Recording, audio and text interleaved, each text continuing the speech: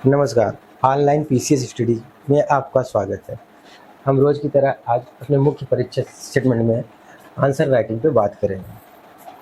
अब आज आपके सामने जो सवाल है वो है बढ़ते शहरीकरण और आधुनिक जीवन शैली के मध्य भारत में गहराते जल संकट।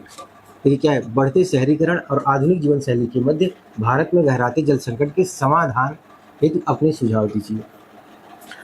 अब इसकी जो हमने आंसर राइटिंग की है जो अपने सोर्स के आधार पर वो है, अब हमने ओपनिंग जहाँ से की, आधुनिक जीवन शैली की सुविधा से संपन्न भारत के महानगरों में जल के लिए हिंसात्मक संघर्ष समाचार की संवाद सुर्खियों में आम बात सी हो गई है। आप अक्सरतर समाचार में देखेंगे कि जल के लिए हर एक भारत के सभी राज्यों में और सभी राज्यों के लगभग सभी जिलों में जल के लिए कुछ न कुछ वारदात और घटनाएं घटती रहती हैं। तो हमने ओपनिंग वहीं से ली है इसकी, चाहे वो मुंबई, दिल्ली, हैदराबाद या कभी झीलों की नगरी के रूप में विख्यात बेंगलुरु जैसे बड़े शहर हो या भौगोलिक रूप से विभिन्न जल स्तर वाले गांव हो, समस्या जल के बिना जीवन की एक जैसी है। यह अब हमने नेक्स्ट पॉइंट दिया है, यह समस्या भारत भर में ही व्याप्त नहीं है। नेचर ने अपने एक शोध में कहा था 2016 में कि निरंतर बढ़ते शहरीकरण और जलवायु परिवर्तन के प्रभाव से दुनिया भर के शहर पानी की भारी कमी से जूझ रहे हैं। यह आशंका भी जाहिर की थी कि 2050 तक दुनिया की आधी आबादी, लगभग 50% आबादी स्वच्छ पेयजल की समस्या का सामना करेगी। अब अगर हम भारत के संदर्भ में देखते हैं तो हमारे 2011 की जनगणना के आधार पर 32% शहरीकरण है और 2007 लगभग है 21.2% है, लगभग 32% शहरीकरण है। और 2047 तक हम विकसित अर्थव्यवस्था का लक्ष्य रखे हैं, यानी आधी से अधिक आबादी हमारी शहरों में होगी। मतलब 2047 तक हमको जो है 50% से अधिक आबादी हमारे शहरीकरण होगी। अब संयुक्त राष्ट्र की जनगणना प्रकोष्ठ के अनुसार विश्व की सर्वाधिक जो है जनसंख्या वो भारत में है। अगर हम भारत की बात करें तो दुनिया का 17.5% पॉपुलेशन है यहाँ पे। और जल की बात करें हम तो जल यहाँ पे महज 4% है। और जल एक ऐसी आवश्यक वस्तु है कि वह संपूर्ण पारिस्थितिकी तंत्र और जीवन से जुड़े सारे मुद्दों पर कार्य करें, चाहे उद्योग हो, चाहे अर्थव्यवस्था, चाहे हमारा कृषि हो, या जीवन से जुड़े सारे आयाम, बिना जल के बिना विकास संभव नहीं है। तो इसलिए जल की समस्या के समाधान हेतु अब जो हमने अपने सुझाव दिए हैं वो आपके सामने है।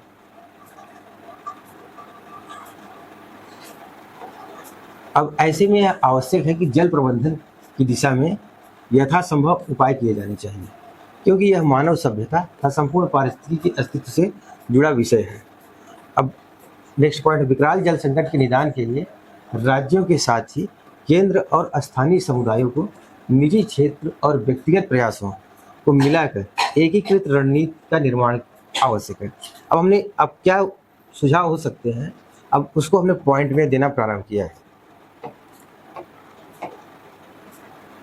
अब नेक्स्ट पॉइंट है, राज्यों के स्तर पर पानी आवंटन में हमें ऑस्ट्रेलिया से सीख लेनी चाहिए, जहां तात्कालिक डाटा का प्रयोग कर एवं मानसून के रुझान के हिसाब से पानी का आवंटन होता है। मतलब राज्यों को पानी का आवंटन हम अगर ऑस्ट्रेलिया से सीख लेते हैं तो वहाँ तात्कालिक डाटा का प्रयोग करते हैं और मानसून के रुझान के हिसाब से राज्यों को पानी आवंटित किया जाता है।